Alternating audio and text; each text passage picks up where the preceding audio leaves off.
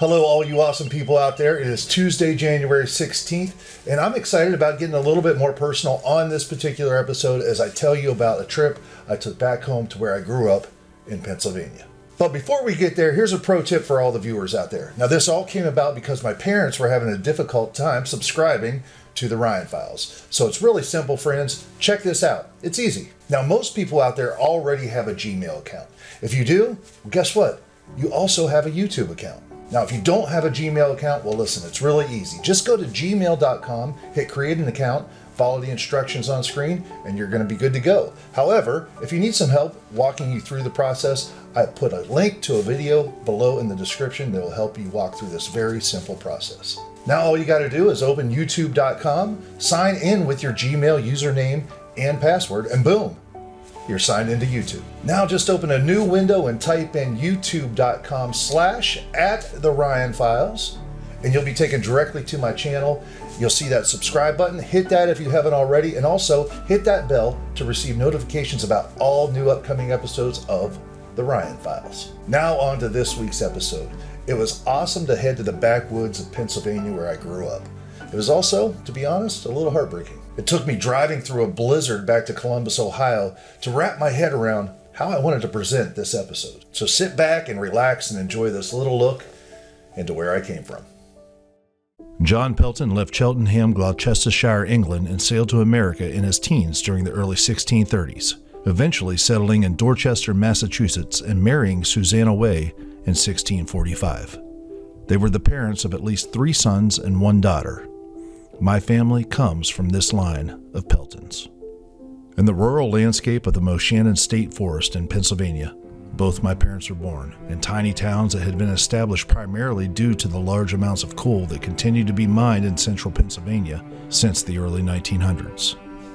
My mother was born the youngest of 7 children in a small house in Pine Glen, Pennsylvania. My father was born the youngest of 13 children in Morrisdale, Pennsylvania. While money and opportunities were scarce, they were lucky. The hardness of the times and the land molded them into the amazing, determined, hardworking people that they are today, all traits that would be passed along to both my sister and myself. I wanted to return to the place of my childhood in an effort to remember my youth and in many ways pay homage to the past and the place that forged me into who I am today. As I drove the windy road from Clearfield to Frenchville, I sensed a difference. Everything seemed largely depressed compared to the vibrance I remember from my youth. The house I grew up in, built by my father's own 2 hands, was in great disrepair, and it was heartbreaking to witness. The old dairy bar that was a social hub of the tiny town of Frenchville where I grew up was abandoned, just as were my elementary school and my middle school. I was happy to see that the old Little League baseball field was still there, and another field had been added since I left. Yet still, everything seemed smaller and more fragile than I remember. It was as if the smoke from the old Shawville power plant was trying to cover the recollections of my youth, dulling the edges of so many beautiful childhood memories. I was able to visit an old friend, my uncle, Chuck Benton. He is 87 years old. I call him the King of Carthus. He successfully ran his own gas station and store in the small town not far from where he and my mother grew up. Taking a moment to talk with my uncle, a realization came over me. I returned to my old homestead and set out to hike across the snow, back to the one place that meant the most to me during my childhood. And in the stillness of the forest, with only the soft whisper of bubbling creek water rushing by, everything came into focus. The memories of my youth will never live up to the expectations created in my own mind for one simple reason. The most important part of my memories were not there any longer. My parents, my sister, family, friends, they're all gone. Yes, the superficial structures are broken and run down, but the hard land remains, unchanged and beautiful. Still, neither matter if the people you love are not there. My father and mother moved away from all they ever knew about 40 years ago, just as John Pelton had left England for the New World centuries earlier. I often wonder what my life would have been like had they not moved away.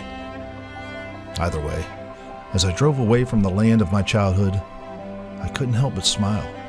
This land is a part of me.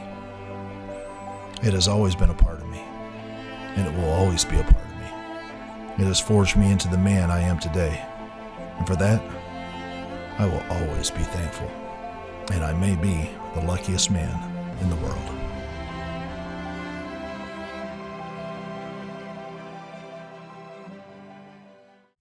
I hope one day to be able to return to Pennsylvania in the summer and shoot some more. There is one place that I want to explore. It's called Big Rock. It's this massive rock out in the middle of the woods. I don't think very many people actually know about it, but on top of the rock, there are giant, what appear to be giant humanoid footprints, as well as dinosaur prints pressed into the rock. So I want to get back there and check it out, because that's pretty awesome. But my biggest takeaway from this little trip back to my childhood home is a simple idea of change. Tim Ferriss once said that people would rather be unhappy than uncertain. Embracing change means that you're not going to be able to keep everything under control. You're going to be uncomfortable. As frightening as this is, it's also very liberating. Embracing change is the key to our own personal growth and deeply impacts our success and our happiness. My life has been blessed by those who came before me because they embraced change. Now, during my life, I've been presented with many doors of opportunity, and the choice to go through those doors also came with the knowledge that I was going to have to embrace change. I am thankful for the blueprint that was laid out before me by those that came before me, because embracing change has made all the difference in my life.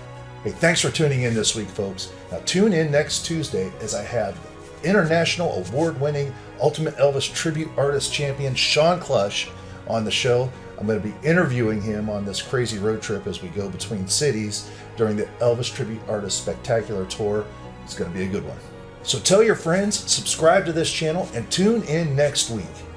And until then, thank you so much for watching. Stay curious out there, and thank you for watching The Ryan Files. The Ryan Files.